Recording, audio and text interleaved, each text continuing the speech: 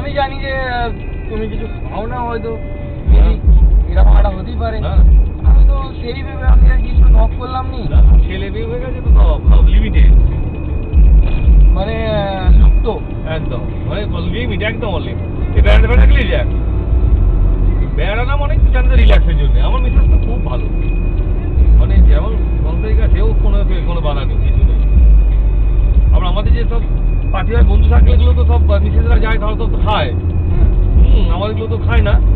তারপর একদিন তো লাইন ফাইন করে ভাই বলে, শোনো এজ তো হচ্ছে, হ্যাঁ ওই বিয়ার যে ওরা সব খাচ্ছে, একটু খাওয়া দিয়ে ভালো। এই যে চাপলো আমাকে সাইডে, দেখলে? হ্যাঁ হ্যাঁ হ্যাঁ